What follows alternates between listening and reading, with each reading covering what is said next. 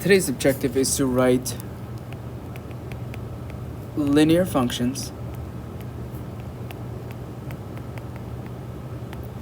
from a graph and a table. I can write linear functions from a graph and a table is today's objective. A linear function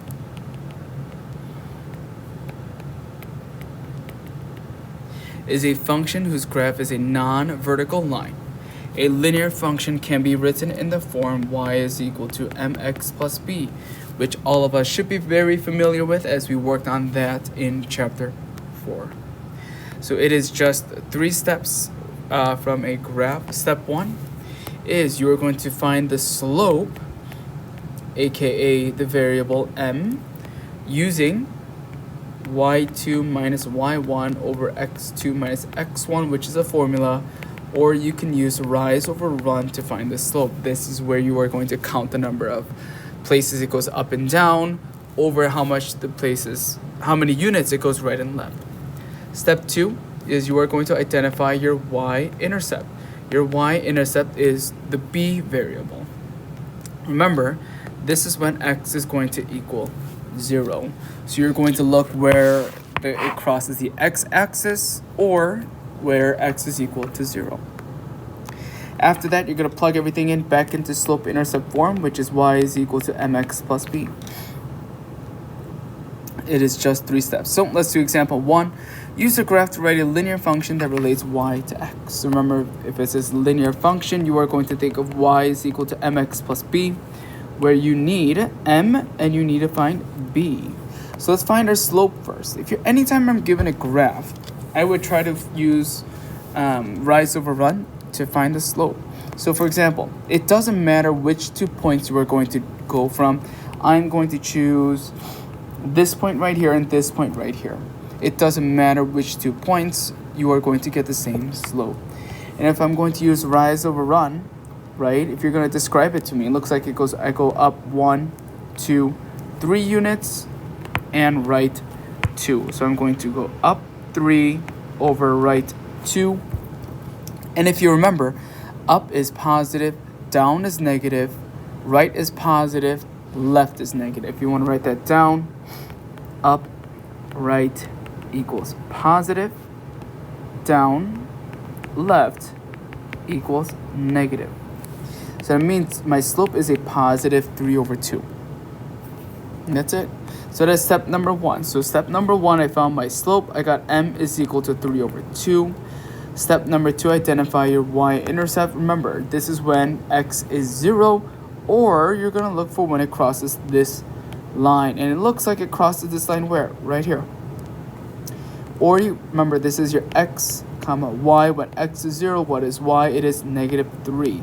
So regardless of how you want to find your y-intercept, it looks like your y-intercept is going to be negative 3. Step 3, put it all together. Y equals 3 over 2x minus 3.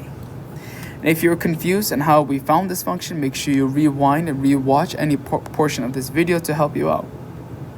Why don't you try number 1 on your own? Alright, so for this, remember, step 1 is to find your slope. Y equals mx plus b. I will choose this one and this one. Why? Because I just want to. It looks like I goes down 1, right 2. Remember, it's always up and down first, right or left after. So down 1, right 2, which means it's negative 1 over positive 2. That is my slope. My b is always going to be where it crosses this line. It looks like it crosses this line at negative 1. Put it all together. I have y equals negative 1/2 x minus 1. Right, I'm going to plug this in here, and I'm going to plug this in there. All right, moving on. How to find a linear function from a table. Okay, so it doesn't matter. It doesn't change the number of steps. Y equals mx plus b. You have to find your slope and your y-intercept. If you remember, from a table, right, a quick way is delta y over delta x. How much it changes in the y direction over how much it changes in the x direction. It looks like In the y direction, it's minus 2, minus 2, minus 2. The y-x direction, it looks like it's plus 1, plus 1, plus 1. So that means my slope is going to be just negative 2. Remember what else I said to find your y-intercept, right? So this is step 1.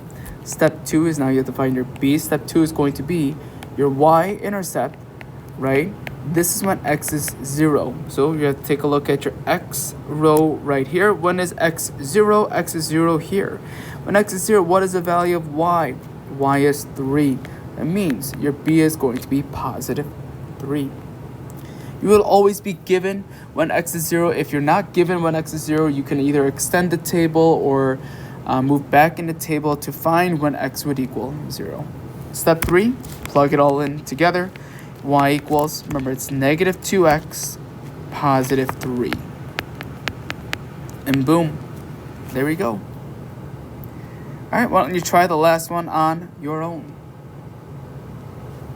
All right, now working on this. Remember, after this lesson, pause, always fill out the check for understanding, levels of understanding 1, 2, 3, 4, 5, and then afterwards you may begin on your CYU. The CYU answer key will be posted on Schoology for you to access as well. So linear function, y equals mx plus b. Step 1, find your slope. Anytime you're given a table, delta y over delta x, looks like your y's don't change at all, so it's just 0. And what about your x's? It looks like your x's go up 1, so it's going to be 0 over 1 or just 0, so that your slope of the line is going to be 0. Step 2, find your b.